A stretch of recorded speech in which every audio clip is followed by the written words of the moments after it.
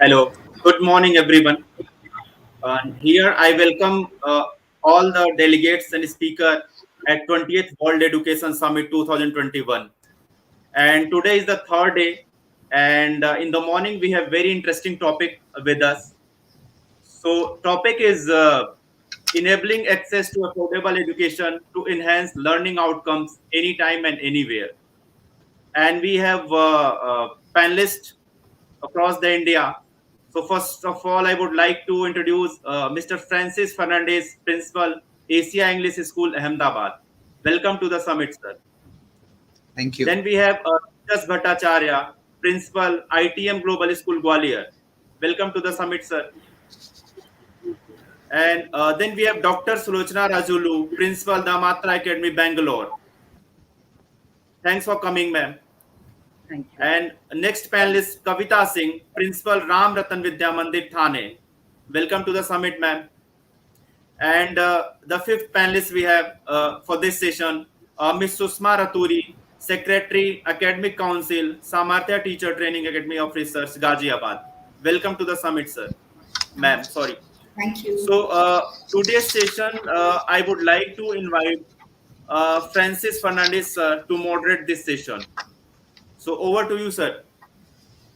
Thank you, Ashutosh.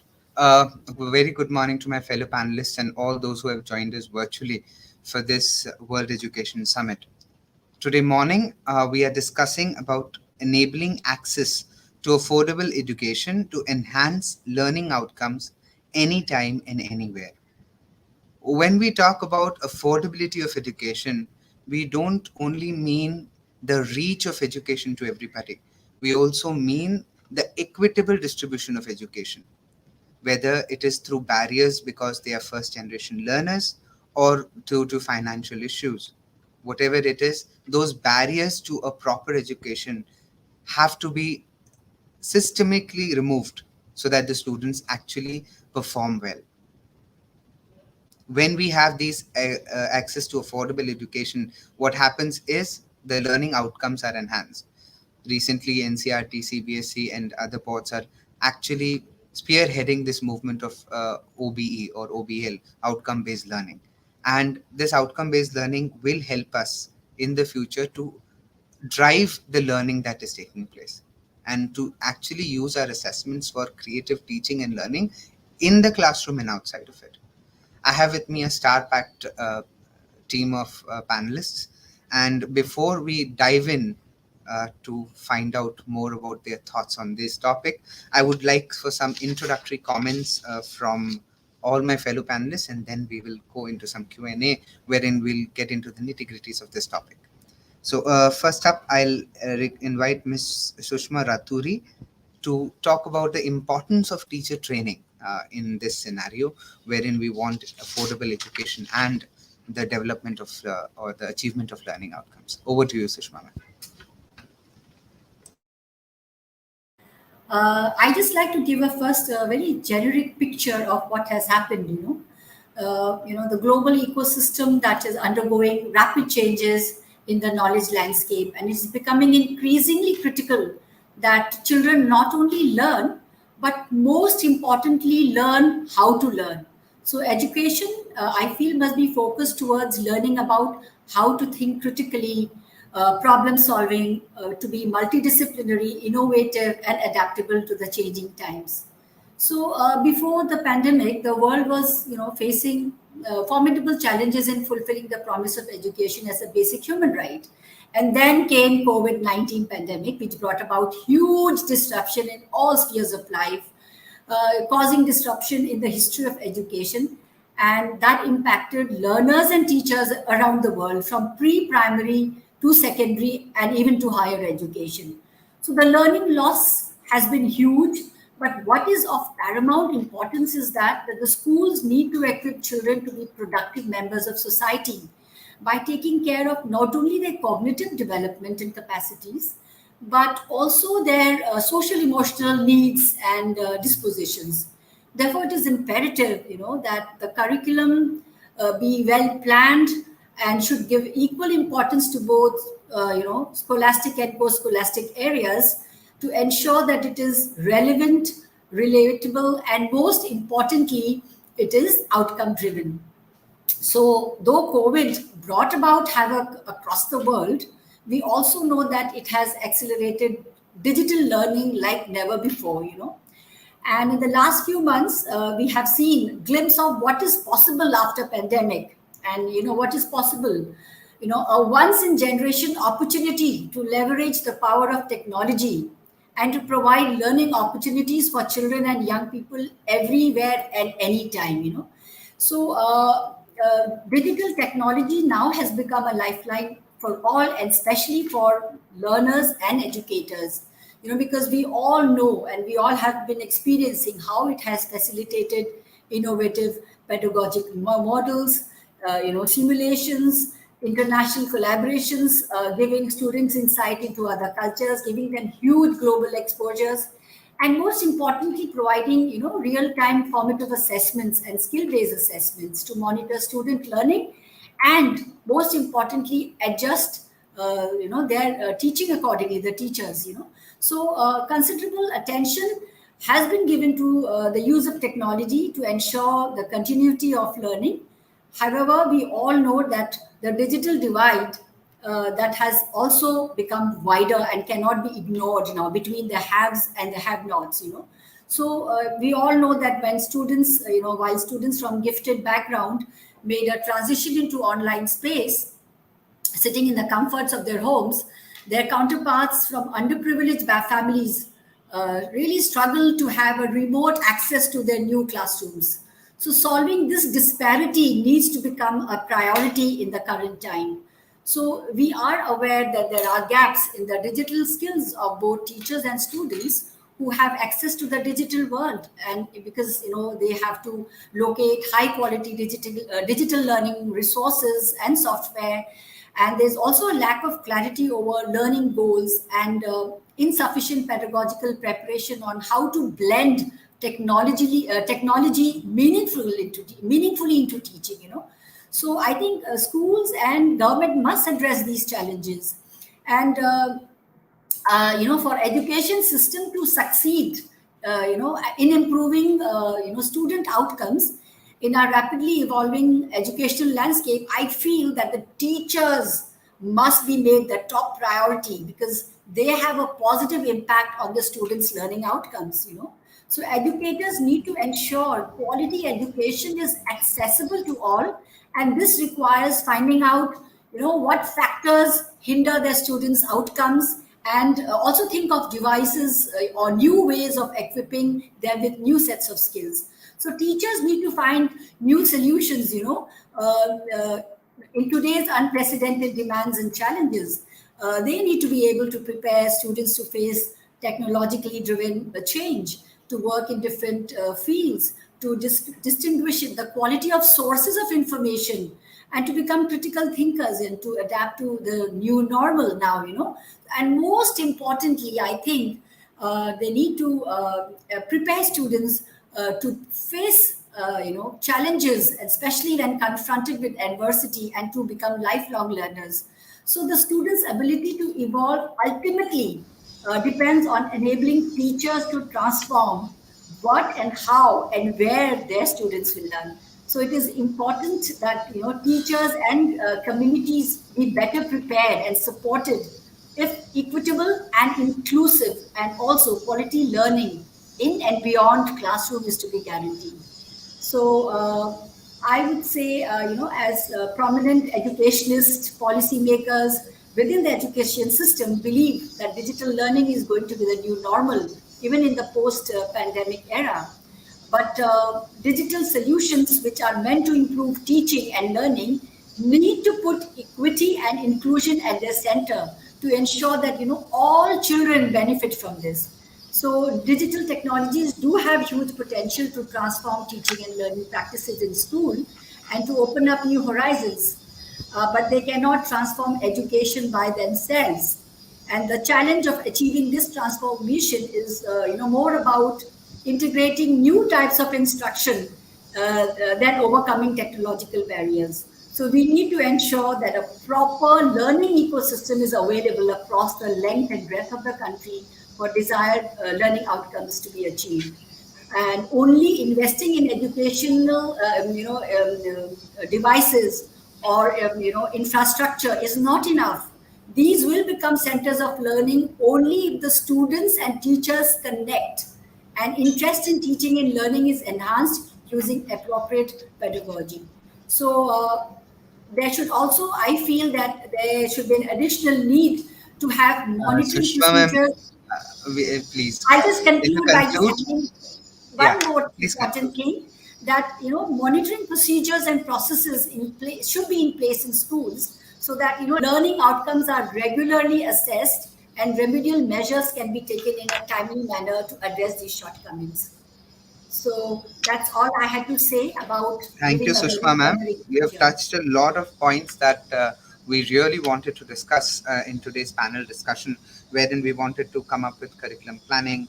And I love the way you put it, like, our education has to be relevant, it has to be relatable, and most of all, it has to be outcome driven. Something that we all principals in whatever board we are trying to move towards that goal, wherein we want our students to focus on the outcomes, we want our teachers to focus on the outcomes, and that makes our learning more visible, and it also helps us to create a generation of learners who are interested in their learning and who are invested in their learning, who are not just sitting in the classroom and just Yes. listening to their teachers. I also liked the way you put that impetus on the government and policymakers to Yes. make sure that equity and inclusion become our clear goals. And Yes. I'm sure that most of us are working on it, or almost all of us want that equitable distribution of education all throughout our schools and all throughout our education system. Uh, Kavita ma'am, some short opening remarks. Yeah, it will be very short. Thank you, Mr. Francis, for inviting me, and thank you, Ms. Sushma, for sharing, about learning our platform. I think learning gap, learning ecosystem with everyone. Thank you very much for that. Affordable education from anywhere, anytime is the need of today's time, right? So Yes. definitely everybody would be wanting to listen to it. But I will say that we have to be always ready, for accepting uncertainty in the life. See, nobody has expected what has come. The schools are shut for the long time, but now this has become normal. And thanks to technology and a digital platform, that we could bridge this. So I will give one message to everyone, that always expect the unexpected. So now nothing is unexpected. Anything, anytime it will come, and we should be always ready to welcome. IQ is very much important. EQ is very much important. SQ is very much important. But with that, AQ is also very much important. And we have to see to it that we make our children ready with AQ skills also. Thank you very much. Thanks a lot.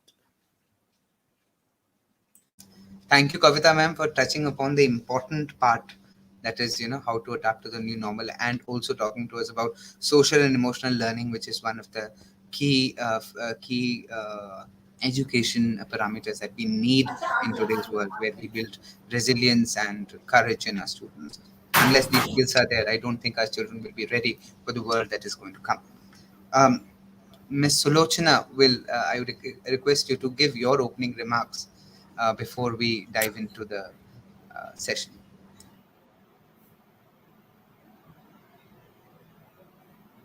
Opportunity to express myself on this topic. Yes, equality and access to education is something I think is of foremost importance now. And yes, the pandemic has shaken the grounds for us and we've been taken unaware. But I always look at the positive side of it. Had it not been for the pandemic, I think all of us would have entered our comfort zone and thought that, yes, we are indispensable as teachers and we are the only whole soul point of contact to deliver knowledge or to translate knowledge.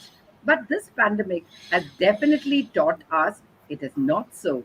We are yet to learn, and yes, technology is an important ingredient in delivering knowledge. So, blended learning has come into play because of this uncertainty.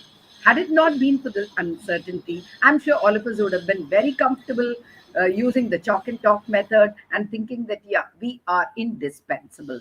But I, as an educator, honestly look at the positive point of it and think that this pandemic has definitely helped us to explore our potential and still continue to explore ourselves, to see to it that the learning outcomes are the desired ones and that the children have access to knowledge sitting in any remote corner. And that is what I mean by saying access and giving equality to, the kind of educational instructions every child gets sitting in remote corners. So this pandemic has made it possible that anyone and everyone sitting in any part of the country, irrespective of their economic status, can have access to quality education. This is what I would like to share in this forum. Thank you. Thank you, Ms. Dr. Sulochana. I liked the way you touched upon the desired learning outcome, something that we have been missing for quite some time. And the very fact that you also want equity and equality in education is something that all of us panelists share. The view, this particular view, where we want affordable as well as equitable distribution of education. Thank you so much, ma'am, for sharing your views. Dr. Sujash from ITM Global School, I request you to give your introductory remarks before we finally dive into the Q&A, that so that we get a better idea of this topic that we have. A very good morning to all the respected panel members who are in this forum today. It's a pleasure to be amongst you and to discuss on a topic which is so very relevant and belongs to our time. We are definitely going through a challenging period of time, but it has also opened up a Pandora's box for us. We have been able to delve into areas which would have otherwise remained hidden, like Atlantis under the sea. Now, making education affordable and accessible. Access, of course, one needs to reach the remote corners of the globe. And technology has now made that very easy for us. As far as the affordability is concerned, that's where the main concern is. And that's where we need policies. That's where we need the involvement of community. That's where we need the involvement of the teachers and the students to come forward in bridging the gap. Now, when we are talking about affordability of education, most of the developed nations have solved it. I mean, education is free from the kindergarten level to the university level in Germany, for example, or it's free from for the same levels in the Nordic nations, in the Scandinavian nations. It's mostly free for the entire school life in Japan. It's also free from K to 12 in India. But what is actually causing the problem, especially in countries like India or in the third world nations, is the access to that education which has already been provided and the policies are in place. For example, a student probably needs a vehicle to reach the school, and he or she does not have access to it. And again, a small policy matter in that can help it. For example, in West Bengal, the state government has started providing bicycles to the students, and this has moved up the accessibility to education by almost 20-30%. Girls are reaching their schools, boys are reaching their schools, midday meals are available, so they know that they won't go unfed, and that is gravitating them to what is most important in their lives, their education. Now coming to the affordability. Just the government cannot do it all.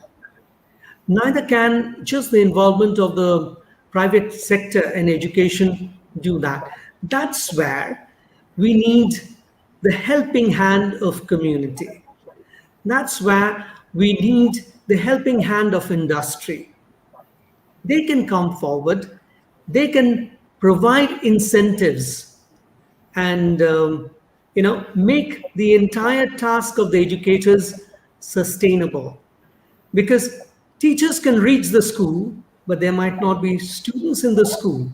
So in order that the student reaches the school and education becomes accessible to that student, certain other parameters need to be put in place. And that is the topic of discussion today. So I'm very happy to be a part of it.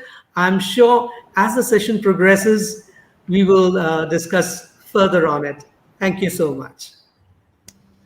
Thank you, sir. Very insightful. And I liked your suggestion that we include teachers and students in trying to bridge this learning gap that is taking place, and bridging the gap of the not only the digital divide but the educational divide as well, using the resources that we have. And the biggest resource that we all have is our teachers and students. Apart from then, the way you spoke about subsidized or free education around the world, that was something really to think about. And the best part was wherein you gave us example of Calcutta, where they found an innovative solution to include to help students and parents get access to education, whether it is giving them free incentives or giving them a bicycle to actually reach the place. That's something that will actually drive not only drive the students to come to school, which in turn in the future would drive learning outcomes as well. So thank you so much for sharing. um, I'll come to you first, sir. um, there is a divide between the privileged few and the lower income group, and this affects teaching, learning and development, because most of the times the students from the lower income groups are first generation learners. So, what is your take on this? Like, how the divide between the class divide, how does it impact the learning and development, and how would this a person from a low income group becoming a first generation learner? How would you tackle the challenge coming from this first generation learner, whether it is in a language barrier or lack of understanding? Dr. Sujash.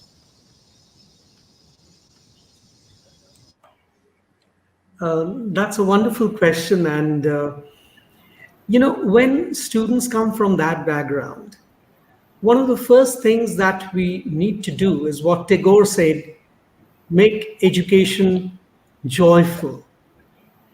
Let the barriers, the physical and all other kinds of barriers be removed. So when that student feels loved, when that student feels wanted, the student is at ease. The student forgets his or her background, because the student knows that the teacher is focused, the institution is focused on him or her. That is very important. We as educators are supposed to be sensitive beings, and it is also our moral responsibility to sensitize the children and about all that is happening around us and all that we can do together. So once they feel that the environment is collaborative, once they feel that whatever you know problems they have can be solved or resolved within the classroom and without the classroom, they start opening up. And a little at a time, with some hand holding, some bit of love and affection, the student slowly gets into place and settles down. And every student in the school needs to know that when we talk about a school, it's a community. It's a community of learners. Even us teachers, we are learning all the time. And once we put this message across to these learners, once they're at ease, their learning becomes easier. They find that the fair environment around them is conducive for their learning. So, um, we are in that case taking into account the social quotient, the emotional quotient, and then we are moving to the intelligence quotient. And once we have tackled that part, and everyone in the school feels that they are the same, they are uniform, not just on the basis of their dress that they are wearing, but uh, because of the particular task that they have at hand is the learning for life, and everybody feels that they can learn together, then we have solved our problem. Thank you. Thank you, sir. Indeed, joyful learning and tender loving care is something that we have to take away from that wonderful sharing of yours, wherein that love and concern can actually translate into making the students feel more accepted. Dr. Sulochana, if you would like to add something to this. I totally agree with what Sir said. He nailed it correctly by saying that create a joyful environment, and that the school environment has to be conducive, wherein the child, they say that where there is no fear, the you are open to learning. It is so true. So that is what we need to create for the child, and this I have experienced myself in my school, where an arty kid walked into my cabin for the first time. That child was totally feeling out of place and refused to even look at me. She would just cling on to her parent and say no. It meant like she didn't want to be. So we had to walk that extra mile in order to make that child feel comfortable. I had to think of ways and means, right from asking her to come, or when she refused to come, I just walked up to her, just tried to pull her aside and then grab her and then incentivize by giving her just a small paper toy I had on my table. I just gave it to her and I said, Beta, this is how life is going to be in the school in her language. I had to go vernacular in resort to that in order to feel that make the child comfortable. And once the child was comfortable, I called my coordinator and I asked her to take her and show her the place, the play area more than anything else. Take her to the classroom and show how children were all smiles, and for them, economic divide did not surface at all in that class. In that class, all of them were very eager to see another child entering their classroom. It didn't seem like that child had to feel threatened or petrified at any point of time. So I had to literally create a learning experience for that child to make her feel that this environment is definitely going to be conducive for you, child, and you're going to enjoy coming to school every day. So I had to work around that child every day, and of course, mentor my teachers to go that extra mile in order to make that child feel comfortable, accepted, and pay a little more attention to the child. And today, let me tell you, the child is one of the most confident kids in the class, not just in academics, but even exhibiting leadership. She's literally leading a group. So that gives me immense satisfaction that yes, we have made education affordable and also given her access to quality education. That's my take Ma'am, on it. since we spoke about RT, when you were speaking, gave an example about a child who came under the Right to Education Act. Uh, but most of the students, and I think most of the panelists would agree, are students who are either first generation learners, or they have a language barrier. So now, Yes. does this in any way affect the attainment and progress chart of the school, of the grade, or of the child himself or herself? Not really. It is just that you've got to be equipped. You are open. You have to accept them with open arms. And you know that there is going to be a challenge. So we have a mindset that will change our approach itself. We know this child is a kid and she's a first time learner, and where exactly is she coming from. So we have to go that extra mile. We'll have to spend more time with her outside class hours as well. That's what we did. And I think that it's a great idea for the child to blossom in an environment wherein there are other children. And this is where Absolutely. inclusive education comes into play. What is inclusive education? But accepting disparity in economic status and making them feel more comfortable.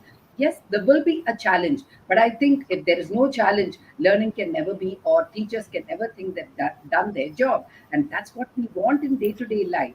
See to it that just because this child is an RTE child, there's another child who may be from a better status, but still she too is facing some learning disabilities.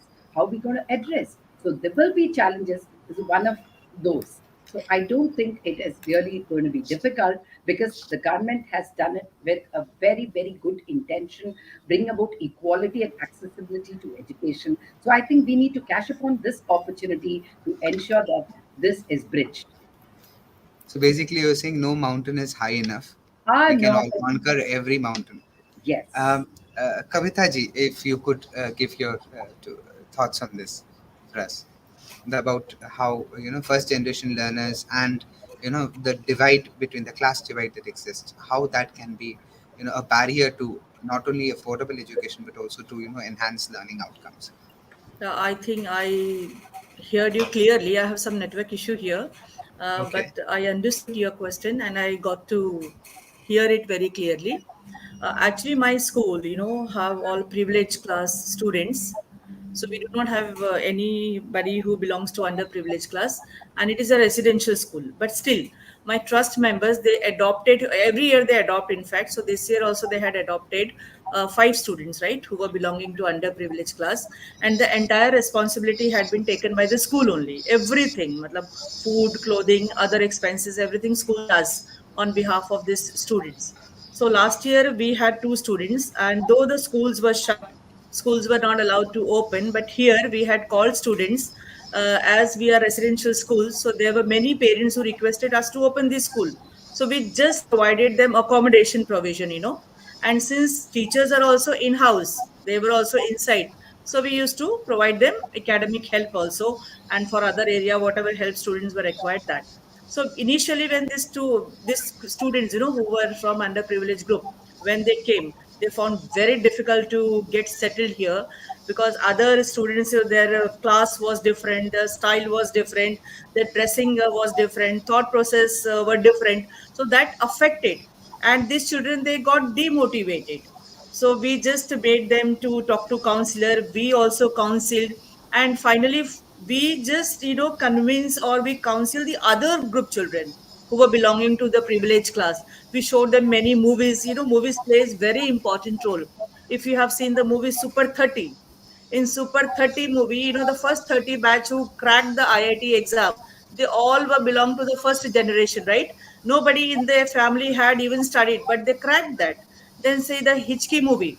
In the Hitchki movie, also the RTE, category was shown so clearly. So this movie actually inspire everybody. So we had shown many different kind of a movie where students understood, actually they understand. Only we need to trigger the proper point. So they understood, and finally both this group became friend of each other. And believe me, more than teachers, peered support helped them lot. And they scored above 90 in the board exam, and I think they will qualify in JE also. I'm sure about that, and it all happened because of the proper counseling, time to time counseling, and especially I will mention that peered support helped them a lot. So So, ma'am, the nothing way is forward is impossible. actually giving them, counseling them all the way through and giving them a proper support system to fall back on.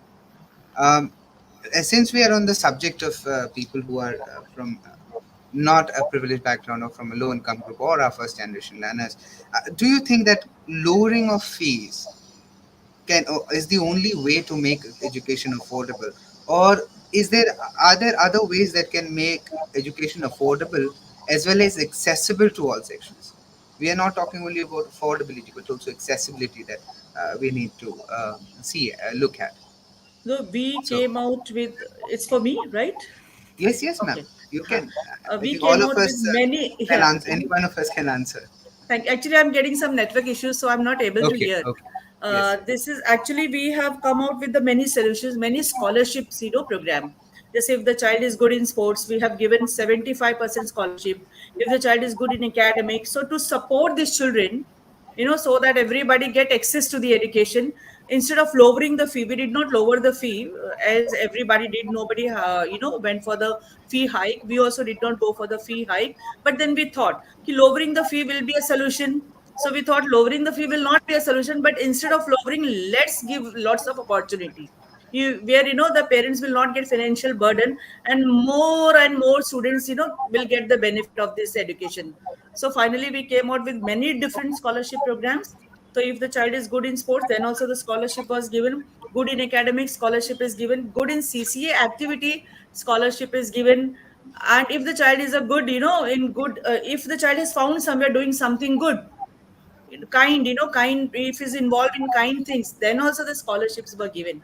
So we have launched this kind of things, or this kind of a provision has been made to make education, affordable education, access to everyone, most of the people, nearby vicinity or from the far.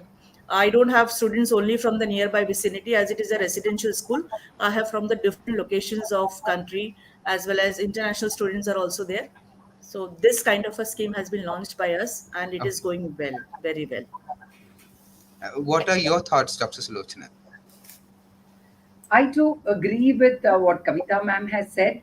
I don't think reducing the fee is the only thing in order to see to it that these children don't lose out on it.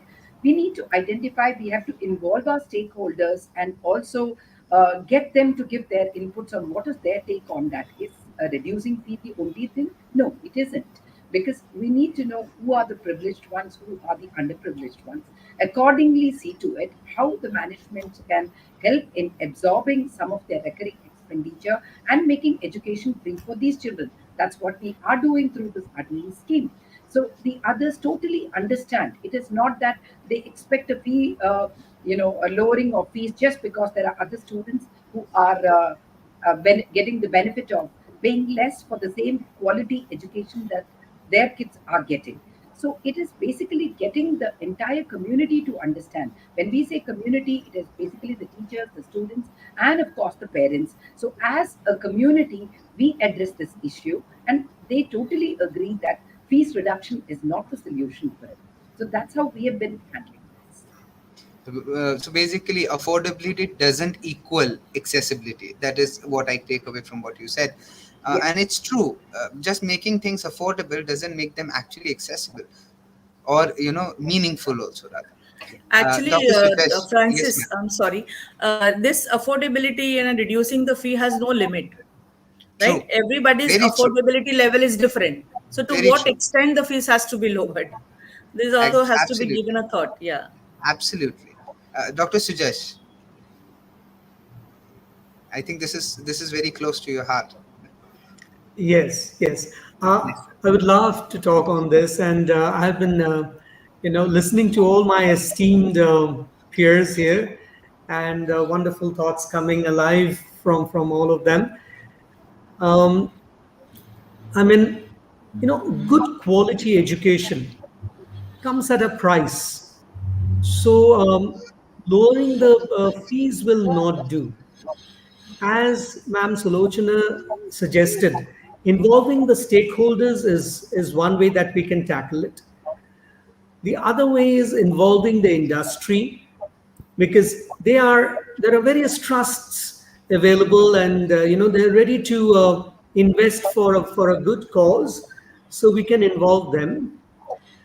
There are various other NGOs working on these same issues. For example, I know that in New York State, there is an NGO called Pencil, which comes forward in providing access to various kinds of educational means, whether it's in the form of money or material, to both educators and the students.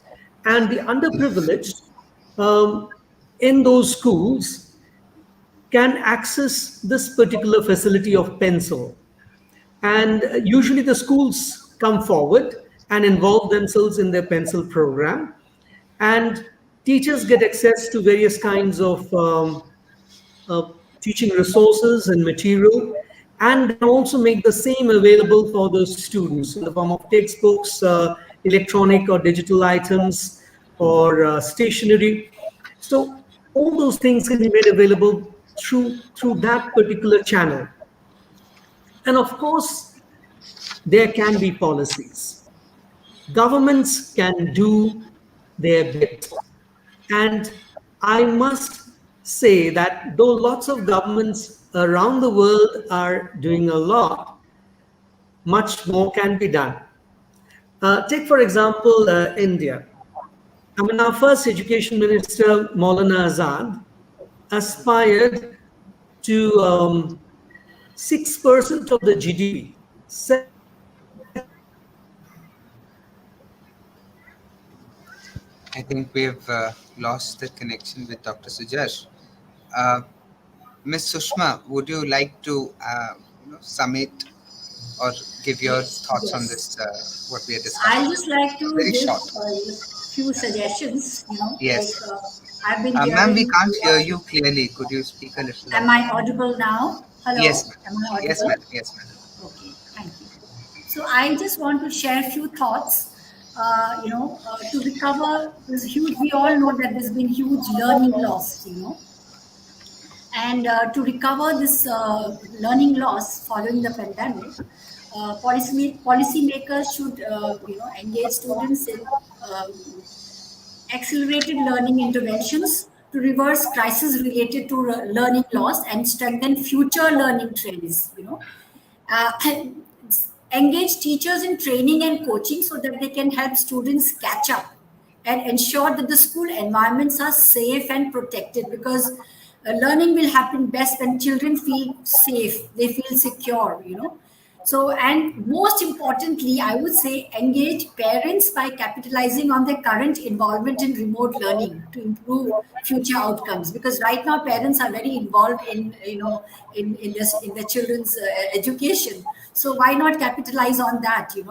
And regular coaching can support teachers as they adapt to new demands, because new demands are going to come up, which we have not even envisioned. And we all know that when schools open properly, teachers will be facing a daunting task of supporting students in covering lost ground. So they will be operating from a modified environment, and will be also delivering irregular syllabus. It will not be a regular one, because that will be according to the needs and demands of the time. So all this will require new skills and capacities. And so on the job and virtual teacher coaching can actually strengthen and help teaching practices. And I suppose that is going to be very, very important when teachers are supported over here. And also, I would say it is very important to make free and open source technology available to teachers and students. And we all know that education cannot thrive with ready-made content built outside the pedagogical space and outside human relationships, between teachers and students. So it's very important that teachers, have a say when it comes to even using a new technological device sometimes, because this is how they're going to be using it. So teacher collaboration should be understood as expanding to include engagement with wide set of stakeholders, particularly because in this crisis, those education systems showed most resilience were the ones which were actually engaged with families and communities. So Right. at the Uh, end, I would say that yes. the center of any educational process is the human relationship between a student and a teacher, and the education system is best prepared to respond to the crisis when teachers are given their free hand, and the stakeholders are valuing their teachers and giving them the conditions for autonomous and collaborative work. Thank you. Thank you, Sushma ma'am. And a very valid point, she said how to strengthen the future learning. And when we are on that, we are already in the pipeline where we have already started focusing on learning outcomes. And when we when we speak about uh, learning outcomes, I think when the NCERT and CBSE announced that they are going to have a renewed focus on learning outcomes and learning objectives and outcomes, uh, it must have given us a new vigor, or it must have given us that impetus to go forward. And how I want to know how this has renewed your vigor to change the teaching and learning that was centered around rote learning to a more holistic outcome based learning, based teaching and learning. In short, I want to know how you feel taking your education from a teacher centric model to a learner centric model. So Uh, okay. yes, yes, Somebody ma'am. else You will can answer. please go ahead. No, I just want to say that the education scenario has changed, and teachers are no more knowledge givers. The profile of teachers has changed, and Absolutely, the so knowledge is available to us everywhere. That's what the yeah, easily 21st century accessible. skills tell Yes, us. Yes. yes. So the profile of teachers have changed from being knowledge givers to being facilitators to being counselors. To make learning more joyful, and for that they need a lot of support. That's all I can Uh, say. And Dr. training. Sulochana, if you could add to that.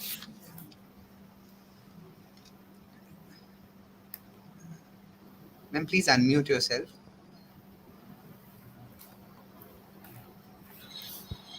Yes.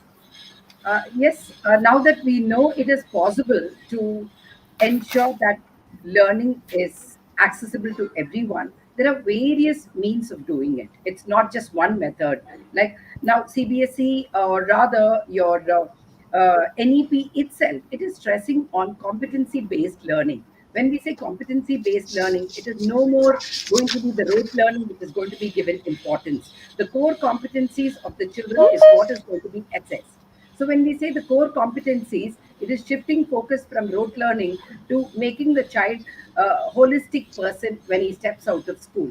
So this is the first step. And when they are doing that, the emphasis is more on making the child more empowered. When we say empowered, it is like we are trying to incorporate in the child the 21st century learning skills in an inadvertent manner, not directly. We are going to ensure that the child learns all the skill sets, right from critical thinking, collaborating, making decisions on his own, and taking up ownership for leadership.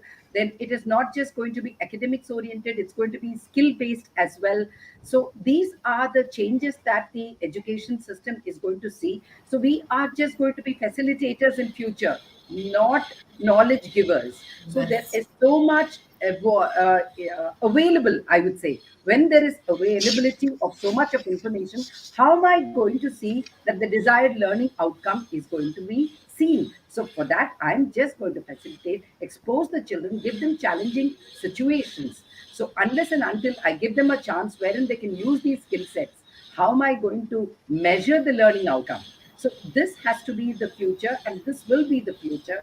So I'm glad that it is coming up very soon. NEP is implementing all of that, and we as leaders have started going through all these training sessions wherein we are going to take up different pedagogical, the leadership trainings that we are going through is telling us about the different kind of action plans we can take up.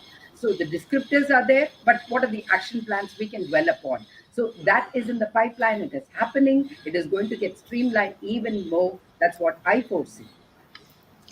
I would like to add to what Dr. Sulochana said when she said that outcomes have to be measurable. Apart from being measurable, they have to be specific. They have to be attainable. They have to be realistic, and they have to be achieved in a time-bound manner. And I think most of us know what that acronym stands for. It is SMART. So if our smart outcomes are smart, it will make learning more joyful for the children, which in fact would in turn affect or impact the attainment and progress of students in the classroom. I would also like to say when this learning outcomes was announced, I was the happiest person around because that would give us an opportunity to engage the students in their own learning. Not only give them what the curriculum tells them, but to go beyond textbooks, to go beyond the Lakshman Rekha that was there before. We move on from there, and we teach our children more about life, more about the cross curricular linking. You teach them about the world around them. Kavita ma'am, would you like to add something before we move on to a final question?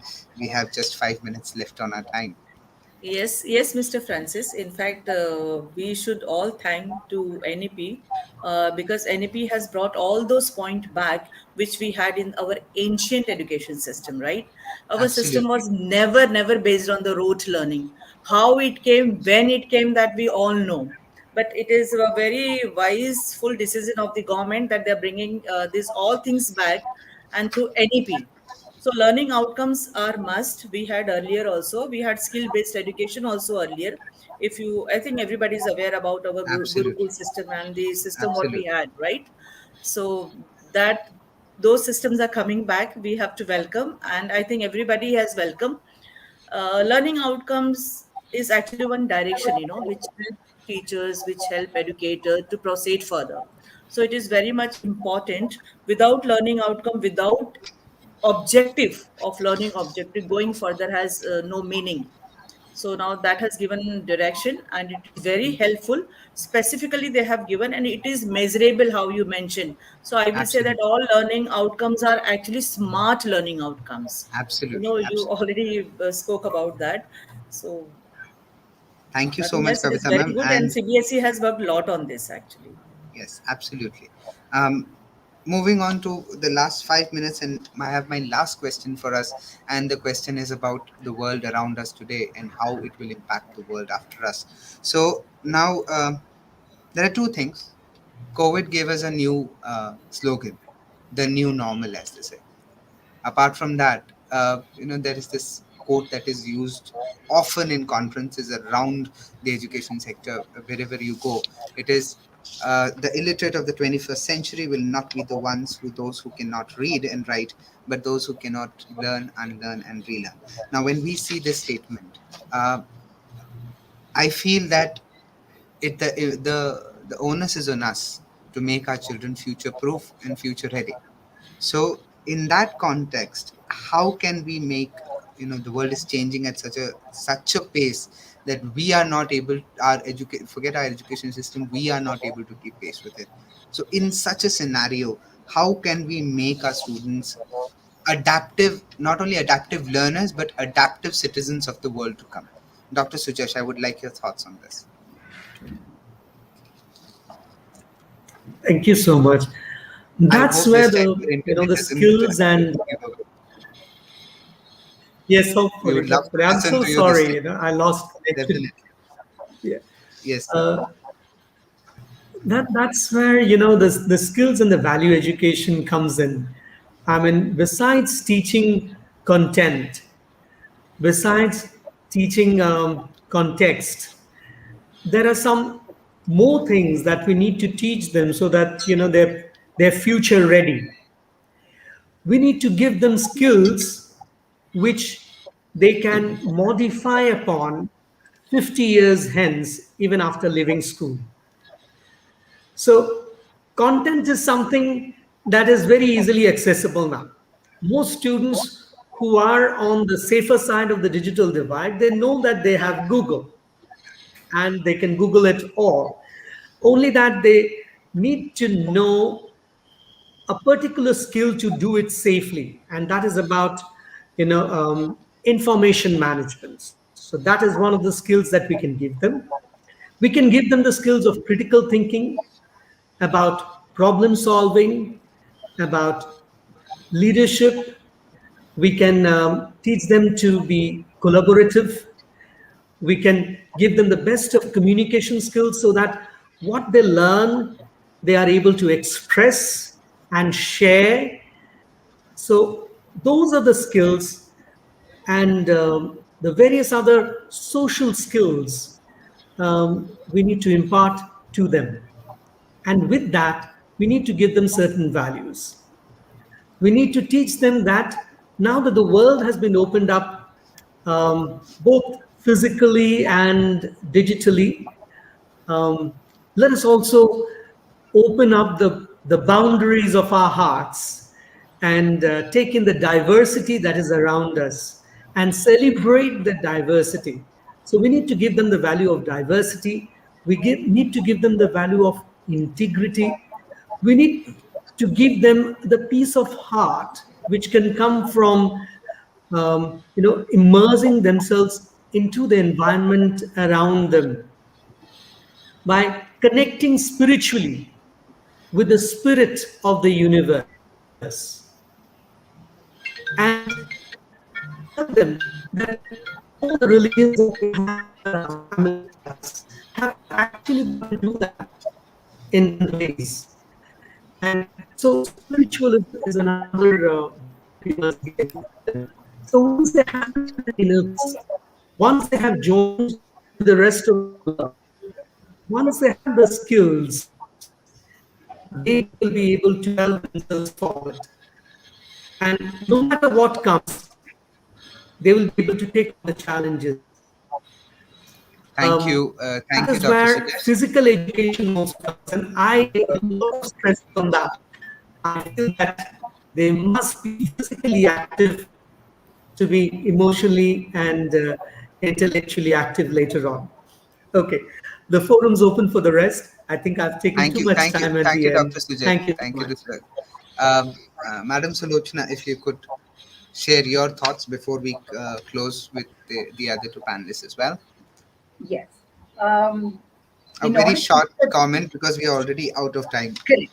So Yes, learning thank has you to so be much. more relevant. In order to make it more relevant, I think experiences is what the child learns from. Absolutely. Open up opportunities for the child to actually experience and learn. Like you have to just pose the problem to the children, involve the students, tell them this is the solution, this is the problem I face. What are the solutions you can come up with? They come up with wonderful solutions right from what exactly has to be done. There is reflective thinking there, and I see that the learning is taking place in an indirect manner in that case. So, adaptive learning can definitely be seen and incorporated by involving students. Give them opportunities. They come up with wonderful solutions. That's what problem solving is all about. So just tell them that this is the thing. What do you think we can do? They come up with wonderful ideas and they start thinking about all. It's not just the four walls. It is then the world is their boundary, or the entire, the country is the boundary, or home is the whatever it may be. So they start exploring, they start thinking, they go beyond textbooks, they go beyond classrooms. So that is what they do. You just have to put it across to them, so the situation makes the child learn better. So this kind of an indirect learning will help the child to adapt also better, right from your entrepreneurial skills to taking up decision making, to taking up responsibility, leadership, productivity, accountability. All these come into play when you start giving the children the situation to them. So I think this way we can make them more adaptive and the learning can become more relevant in today's world. Thank you, ma'am. Kavita, ma'am, some your thoughts?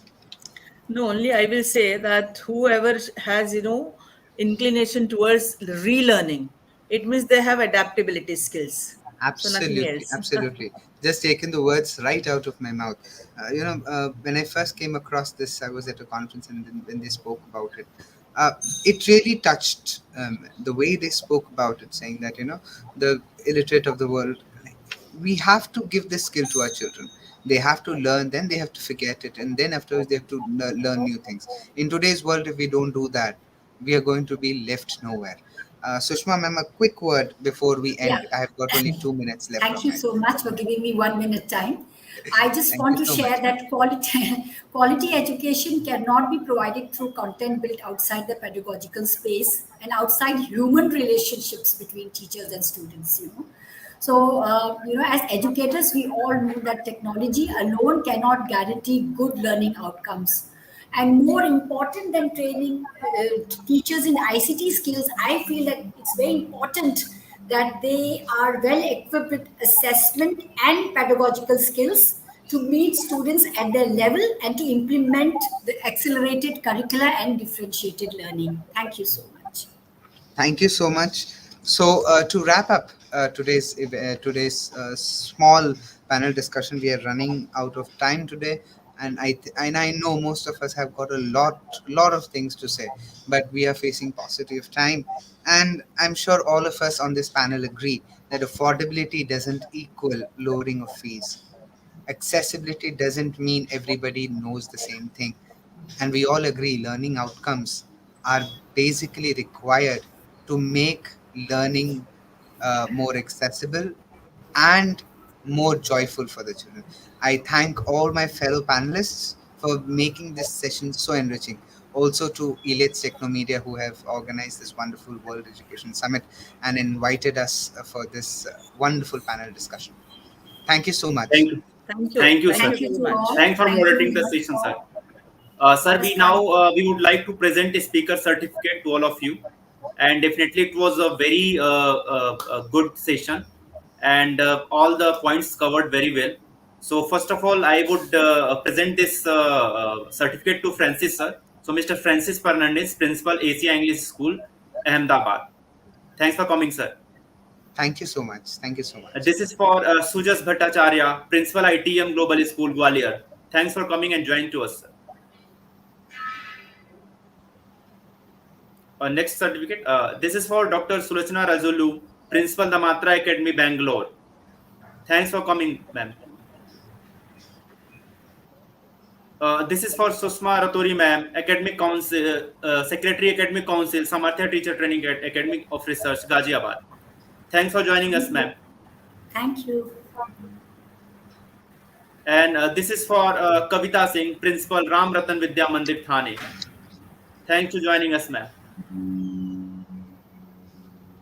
So with this, I again thanks all the panelists to join us here at 20th World Education Summit. And I would like to invite all the panelists for next panel, and they can attend as a delegate. So we'll start the next panel by 12:30. So with this, we end this session. Namaste to all. Namaste Thank you. and thank you. Namaste. Thank you so much. Thank you.